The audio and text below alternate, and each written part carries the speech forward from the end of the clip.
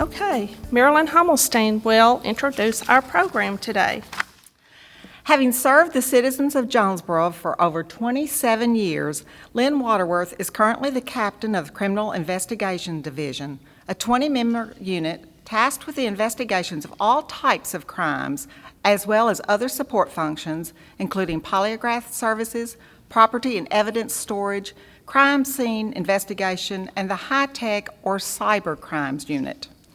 Lynn worked her way up through the ranks and has served as a patrol officer, detective, trainer, and crime scene investigator. She has filled various supervisory roles at different times in patrol, investigation, administration, and internal affairs.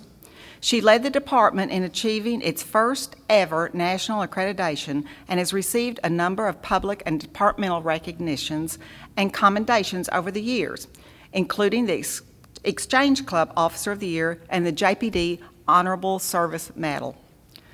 Originally from a Clay County farm family, she moved to Jonesboro to attend ASU, loved Jonesboro, and never left.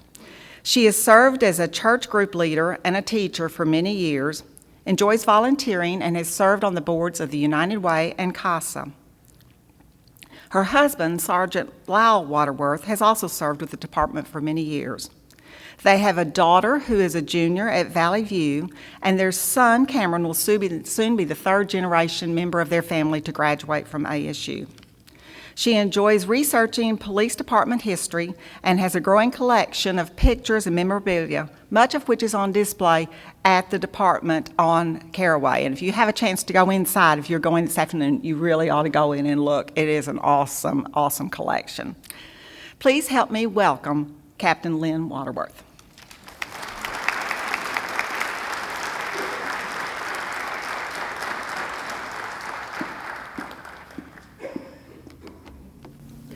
After that little video, I don't know what else I could tell you that can help you see how important it is that the drug take-back program, not just that it was instituted, but that it continues to thrive and gets bigger and bigger every year. 2010 was the first year that the police department participated in the National Drug Take-Back Program, and that was when just nationwide the program got launched and started. That first year we only took in like 200 and something pounds. Last year it was over 1,000 pounds. When you think about in terms of how much a pill weighs, nearly nothing. But over the years we've collected and taken back in the last 5 years over a ton of prescription medications. That is just the biggest way we can make a difference as far as the take-back programs. Get those things out of here. You know, as a law enforcement officer, one of the first things I think of is enforcement. You know, you think about years ago when they were putting cocaine in Coca-Cola, and everybody's like, oh, that's good for you. You make you feel better. And then people kind of started looking around. They're like, wait just a minute. People are like acting crazy on this stuff and becoming addicted. And addiction is one of the things that, as a law enforcement officer, that I see that fuels so much of what goes on. It doesn't just fuel crimes that some people refer to as victimless crimes that are drug-related crimes. Guys, this stuff is fueling everything. It's fueling thefts. It's fueling domestic violence. There's so much of what I do that I can connect straight back to drug abuse or substance abuse of some sort. When I first came to Jonesboro and was a student out at ASU, I had what turned out to be my second job ever. I was part-time pharmacy tech, I think is what they call it now. And I worked at a local pharmacy here, and so some of my first exposure to drug abuse occurred there. I remember drug seekers coming in, and for the old folks that remember Benzodrex inhalers, those were some of the first things that I'm like, why would anybody want this stuff? What are they doing? You know, leave it to a drug abuser to figure out a way to abuse anything under the sun. And they had devised a way to use these things for something other than what they were intended. Kind of like, you know, those of us that like to take Sudafed. We can't take Sudafed anymore. And growing marijuana, using cocaine, methamphetamine, I've watched as all these things kind of, you know, faded in and out. But the prescription drugs have always been there. You know, those were things that, as these people came walking in when I was a pharmacy tech, you would look at them, and some of them you're like, okay, yeah, I know what he's going to be here looking for. He's looking for some needles. Because you knew the scruffy-looking folks, the people that we think of a lot of times when we think of drug abusers or people who have a substance abuse problem. That's kind of where our mind tends to wander until it hits a little closer to home. And there's just way, way too many families that has hit closer to home for them. And so I quickly learned, you know, I was 17 and grew up on a farm and didn't have a lot of exposure to that kind of thing, but I quickly learned that a lot of times substance abusers don't look like what you think of in your mind. It's kind of like what you tell your kids about the boogeyman doesn't really look like what you think. Substance abusers don't always look like what you think they would either. And that's just another reason why it's so important that you know, we as a community continue to address these things. When it comes to substance abuse, for me, I think of, you know, really there's three main areas that have to be addressed, and I'm really only involved in two of them. You know, one of the first ones, obviously, that I think about is enforcement. You know, we've created laws, we change those laws as these substances change, as our social perceptions of things change, but mostly enforcement. You know, arresting people and putting them in jail does serve a purpose at some point in time, but it's not the whole picture. You've got people that maybe without that substance would be good, productive citizens. They have a lot to contribute. And so another big component would be treatment. As a law enforcement officer, I'm not involved in treatment, obviously. We do try to intervene where we can and kind of push people in that direction. It always makes it so much easier. I know people don't always believe that, but it makes it so much easier if we can get these people treatment and get them back to being functioning members of society. There are a lot of prevention programs. As a matter of fact, Mr. Hummelstein shared a news article with me last week about a prevention program in Maryland where the police officers are trying to point people toward prevention programs before they arrest them. You know, it just makes it that much harder for people to get jobs and stuff. Once they've encountered, you know, myself or some of my colleagues and they've been arrested, it just makes it that much harder for them to get jobs. And so they try to push them toward those treatment programs. That's kind of where our drug courts go as well. They try to get people help before they've got that criminal record and everything like that. And the diversion programs, when you think of it in terms of cost, a diversion program in comparison to an incarceration program is probably 1/10 of the cost. And so it's obviously it's somewhere that we need to focus some energy on. But the real cost isn't just in how much we pay for this treatment or how much we pay to incarcerate these people in order to stop, you know, drug dealing or pill mills or some of these things that go on like this. You know, the big cost is to these families, to these kids that I see drug into the police department with their parents. Little bitty kids, y'all. They don't have any control over what their parents are or are not doing, but they're the ones that are suffering. When these prescription drugs become just a overwhelming influence in a parent's life, it's the kids that suffer. And that's whether it's some sort of illegal substance like marijuana or just the prescription medications that people get their hands on. I noticed in the video, one of the gentlemen said that back in the 90s, there was a big push and hydrocodones became a big thing. But, you know, I remember even long before that, back when I was in pharmacy tech, hydrocodone, those were the big things. People just wore themselves out. I remember I would say a customer, somebody that used to frequent the business where I worked, I guess you might say, had gone so far as to self-mutilate in order to get hydrocodone. This man had actually cut the ends of his fingers off on 3 different occasions just to get hydrocodone. So this is something that's been there for a long time. I don't think it's going to go away, obviously, anytime soon. But the whole idea is that we as a community come together and try to make a difference. You know, they say an ounce of prevention is worth a pound of cure. And that's kind of the third component as far as, you know, our war on drugs. would be that prevention component. We need to prevent this stuff before it happens. And prevention comes in a lot of forms. It can, I think about education programs. Of course, our department participates in different kinds of education programs. We've had a DARE program for many, many years, but there are a lot of other programs, school-based programs and community-based programs. The Red Ribbon Week.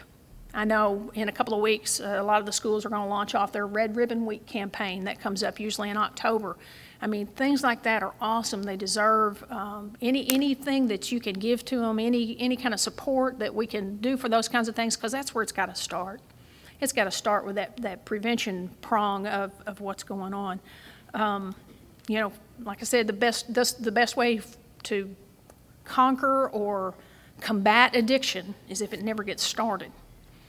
And that's where the whole take-back program really, really comes into focus for us. On the video, I've heard mention of 70% of the drugs that are obtained are from a home source somewhere. Maybe they've gone to visit a relative.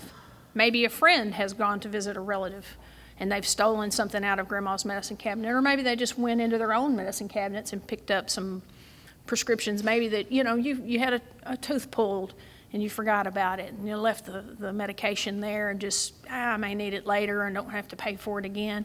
That's not a good place for it to be, ever. Because, even these young kids, again, as I say, I've been in this so long that I look at this and I'm like, oh my gosh, because once upon a time, the people that we worried about dealing with were not high school students. Now they're not just high school students. They're not just junior high school students. They're middle school kids. And they're being encountered every day, and they've gotten hold of this medication somewhere. And even you think about it in terms of small children can even ingest some sort of medication that they don't need accidentally just because they think it looks like candy or something, and may that's why we started in with the child-proof caps, I guess. Of course, I don't think they're very child-proof. I think they're more adult-proof than anything else. But this is kind of where we need to be. It's not just a matter of reducing the demand for the drugs through the treatment programs and things like this.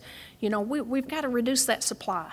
Somewhere along the line, the supply's got to be reduced, whether it's through enforcement programs, through law enforcement and combating it that way, or whether it's, our community members taking that step to take those things out of reach, out of sight, out of mind. There's some of the other things that recently have come up is a prescription drug monitoring program. I don't know if any of y'all are familiar with that, but that's very recent in the last few years, and the state legislature just this past year strengthened that law, and it allows healthcare professionals and law enforcement to see, okay, is this guy going over here and getting this and then going over to Walnut Ridge and then maybe over to Paragould? It keeps people from doctor hopping, as we would call it, to get more than they're supposed to. So there's so many ways that we can make a difference, and like I said, the take back is so important. It's, they say when you talk about gateway drugs, I know everybody has different thoughts on the matter these days, but I still am a firm believer that things like marijuana are definitely gateway drugs. But guess what the second biggest one is? Prescription medications. And it's just a lot more prevalent now, I think, than it's been at any time in the past. Of course, we always get these folks that they have a bottle and it doesn't have their name on it, and you get some young man and you're looking at him and you're like, you don't look very much like a Helen. Because they've picked these up from somewhere else. They say, oh, no, this is for my back. I got a bad back. Really? Is that how you were able to run 2.5 miles before I could catch you? It's just getting to be a bigger thing, and it's getting to be a bigger thing that people are breaking into homes. Matter of fact, when you started the story earlier about the purse, which, I can't tell that story now from my end of it, about the woman that dropped her purse in there. But I thought you were going to tell that someone broke into your mom's home before y'all could even get back to steal the meds, because that happens too. Folks see these homes that are unattended, and they know that an elderly person lives there, and that's the first thing they do. Electronics and stuff are not nearly as big a draw as they were once upon a time. You can tell that they've gone straight into an area where they think there's some medications being stored, and they're looking for medications. So the Take Back program, I just can't tell you how much, as a law enforcement officer, that I appreciate the Rotary really taking the reins on this thing and picking up and getting us a new box for our new building. I think we got more than our money's worth out of the last box. It was well used, as you said, buried in concrete. We have buried the new one in concrete as well, so it won't be going anywhere. And this one is got a better video monitor than the last one. But the biggest thing with this one is it actually will hold more. You know, that was something that we were just kind of blown away by. We thought, yeah, we'll put this box out here and we'll run out here and check it every couple of weeks or something. Oh, no.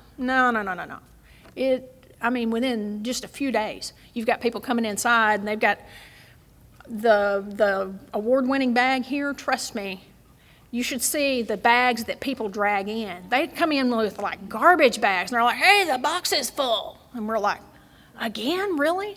I mean, it is really, it's just helping so much. I just kind of wanted you guys to know just how much we appreciate it and how much that box does help and how much that box does collect. You know, it's the box itself, I don't know how much you gave for it. The wrap looks fantastic, by the way. So I don't know the actual cost as far as money, but the cost to our community, I mean, it's kind of like the commercial, you know, this costs this much and this costs this much. The benefit to our community from that box is priceless because we have, like I said, collected just pounds and pounds and pounds and pounds of unused, unneeded, unwanted prescription medications, which kept them out of the hands of people that don't need them. So, does anybody have any questions? They told me to be quick, leave time for questions. We're gonna have a field trip. Yes, Mr. Sam? Is Arkansas still way up there in terms of, I guess you'd have to call it overprescribing these drugs? You know, when it comes to the overprescribing, I don't know. I do know when it comes to the take-back stuff, we're like one of the top states in the nation. We take back, we're within the top 10 in the nation, which I was really surprised how much stuff we take back. So if we're not overprescribing, I don't know where it's all coming from. Yes, sir. I'm headed out west where medical marijuana's legal. Good luck with that. Yeah. and then to Denver where recreational is. And Yes. we've seen the changes in those communities as a result of it because the homeless population's up and it's gotten seedier. In your comments about the gateway drugs out there on that, is JPD finding marijuana still here, or is it almost always in addition to something else? No, I mean, it's still here, and you'll have those people that's kind of their thing, that they will focus on that, and they never really progress, I guess you might say, to anything different. But normally what happens is you get the younger kids, those high school age kids, and that's kind of how they get started, and then that kind of changes their perception of right and wrong, you know. And that's something that I didn't touch on that I should have. Anybody in here who's a parent or a grandparent, let me just emphasize to you right now how important it is that what kids know about drugs doesn't come from a DARE program. It doesn't come from Red Ribbon Week. It doesn't come from some talk from some dude that came into the school and wanted to tell you how he used to be a substance abuser and he's not anymore. The most important information that those kids get are from their parents, or from those people in their lives that have that daily opportunity to make a difference and to, you know, communicate with them about how bad drugs are. To listen to what they're saying. A lot of times they'll be saying stuff about people they're hanging out with or something somebody else did, and that's not really what's going on. You know, what's going on is they're trying to see, how do you feel about this? Are you going to condemn me right away or not? But communicate with them. Listen to what they're saying. Set a good example. You know, stay away from this stuff ourselves, obviously. And, you know, as long as you're kind of growing and continuing that relationship with those kids, that's where real prevention comes in. Think about the dramatic changes in, say, smoking.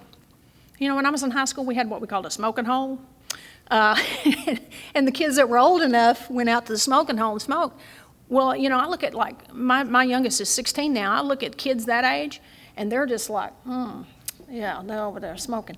It's a different attitude. We've got to work to have that same attitude, have them have that same attitude toward drug abuse, substance abuse.